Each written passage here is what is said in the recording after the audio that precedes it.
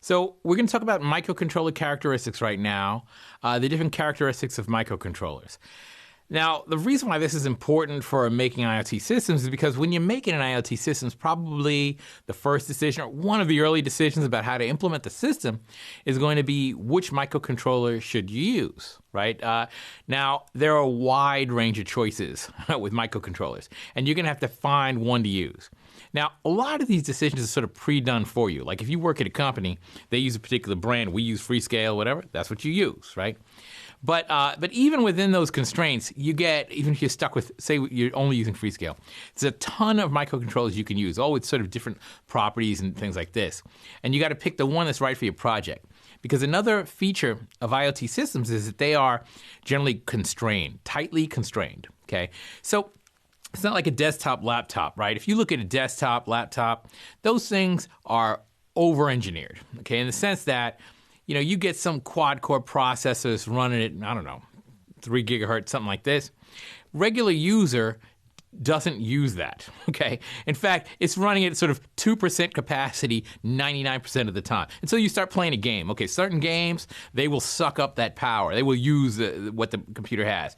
But vast majority of the time, that processor is sitting there at 2%, basically idling, okay? Because you don't need 4 cores. You don't need that kind of clock rate. You don't need everything that it has. IoT-based systems, those things are cheap, okay? You want to be cheap. You do not want to buy some big, powerful microcontroller that you don't need. You're always saving money, trying to say, look, what is the cheapest thing that just barely does what I need to do? So what you need to have in mind a set of characteristics that your microcontroller needs, sort of the bare minimum from your system, and then you look through the data sheets for the microcontrollers to figure out which one has that, just barely, which is the cheapest one that has that. Now, a data sheet, we're not going to look at a data sheet because those are painful to look at. But a data sheet is basically the sheet that has all the information about the particular microcontroller. So if you ever want to look up a microcontroller, you could look on the top of the chip. You could see the name of the microcontroller, its part number and everything. You type that into Google, and you say data sheet, and you will come up with a data sheet, most likely. And this data sheet, you might look at one. They are definitely complicated to read. They have lots of different details about the microcontroller. But there's certain information in there. There's certain things in there that we really need to understand in order to make reasonable decisions. So we don't have to understand everything in there, and we will not. But certain high-level characteristics of a microcontroller, you should know what they mean. And so when you look at a data sheet, say the front page of the data sheet, you can at least tell superficially, yeah, it has this, it has that, it has that. That's what I need. Oh, I don't need that, so on.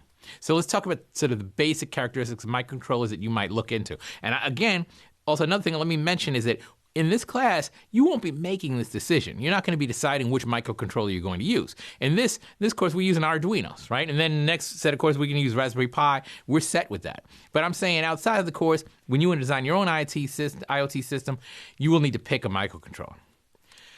Okay, so data path bit width. Bit width, what that means is it's the number of bits in each register.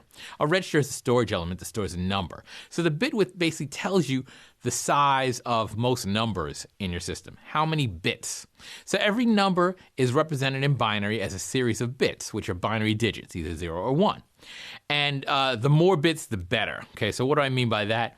The more bits mean if you have more bits, like 64 bits, let's say, that means you can get more accuracy than you could with 16 bits, something like that. So you get more accuracy, you get more data throughput. So basically, if you're processing on 64-bit numbers, there's more data processing than you can do than if you're processing on 8-bit numbers. Now, we're not going to go into architecture, but roughly that's what data path bit width means. Now, there's a limit. I mean, you don't need excessive accuracy in your average system, right? So, an 8-bit microcontroller, like the Arduino that we're using, is based on an 8-bit microcontroller. That is sufficient. That is minimal, but that is sufficient for the tasks that we're doing in this class, right? We don't need high accuracy, right? We're just doing simple control operations. We don't need accuracy in numbers. So bit width is something that you have to think about depending on the task that you're performing. Input-output pins. Now, this is actually an important thing because it's often a bottleneck. So you got your microcontroller. The microcontroller is the center of the system. It's connected to everything. It's orchestrating the whole system, right? So the microcontroller has to be connected to all the different components that you want to put in your system. Now, maybe not all, but to a lot of them, okay? And it requires pins to connect it to these things. So maybe you need 3 pins to connect to one integrated circuit and 5 pins to connect to another, and so on, depending on what the circuit is, how many pins it has on this interface. And you can easily chew up all the pins. You can easily use up all the pins in a microcontroller. Because there are these microcontrollers, generally, they don't have too many pins. So you have to be careful about how you use the pins. So that's why very early in the design process, you have to sort of sketch out your design, figure out what the different components are you're going to use, and how many pins each one of them needs to talk to the microcontroller. And so you can get a number like, say, okay, I need 40 pins. And then you can find a data sheet that reports that it has at least 40 pins and so on, right? So input-output pins are important for that reason. Performance, okay, so performance is important. It depends on the application, right? So sometimes it's important, sometimes it's not. Now, one thing to note with performance is many times when you're making an IoT device, it is interacting with a human, right? It's a device that's dealing with a human, and humans are slow. So humans, they don't need you to respond too quickly. Now, when I say not too quickly, let's say you're putting images on a screen. These images on a screen, if you put 30 a second on a screen, a human will be very happy with that. A human will see it move, everything will be smooth, right? Now, 30 frames a second, 30 things a second, operations a second is very little for many processors. And that depends on the processor. But that's maybe the processor could do a lot more than that, but it's not necessary because the human is slow. So you especially get with this with sound, right? With audio, a human can only hear, 22 kilohertz, I think, is the maximum frequency. That is not very fast, okay? 22,000 operations a second. It's not that's not a high rate of processor speed, right? So a processor can process audio data much faster than a human can hear the data, right? So you can use a pretty slow processor and still produce satisfactory audio. So performance is important. You have to consider that. Depends on your application. Video requires a lot more. Even though it's 30 frames a second, each frame might have many millions of pixels, and you might have to do lots of processing on that. So video generally requires a higher rate. But audio, if you're just doing audio or tactile, maybe if somebody's pressing a button, something like that, very slow clock rate is sufficient. There we go. Okay, so some other features. Timers. There are other components inside your microcontroller that are commonly useful to an IoT system, like a timer. Now, you need a timer for any type of real-time application, and a lot of IoT systems have real-time functionality in them. So say you want something to happen at a certain deadline. I want to sample this sound at, every 1,000th of a second, I want to sample a sound. Then you need a timer to trigger that event to happen at that rate, right? So, or I want to sample a monitor. I want to sample some temperature monitor at some regular period, right? You need a timer to set that, to force that to happen at that rate. So timers are really important in microcontrollers, so you need a few timers. And when you're considering the timers, there's a timer accuracy issue. You got to think how much accuracy do you need in the timing, and then that determines the bit width of the timer, right? So an 8-bit timer is less accurate than a 16-bit timer. We'll get into that later when we deal with timers. But anyway, timers are components that you look for. You always want a few of them in a microcontroller. Analog to digital converters. So what this is for is to read analog signals. Now, the issue here is that microcontrollers are generally digital devices. Okay, and when I say digital, all the numbers are zeros and one, off or on. They are discrete values. Okay, 0 or 1, nothing in between. Now, analog is, a continuous set of values. So the difference between analog and digital is the same as the difference between real numbers and integers, right? They're discrete integers. You can have 0, 1, 2, but you can't have 1.5. Where analog is continuous. You can have any number anywhere. Now, microcontrollers and integrated circuits in general, they are almost always digital, completely digital. Because it's much easier to design a digital circuit than it is to design an analog circuit. But they are digital. But the world is analog. So what I mean by that, say this light that is in my face while we're recording, right? This light can be a little brighter. I hope it's not a little brighter, a little dimmer, okay?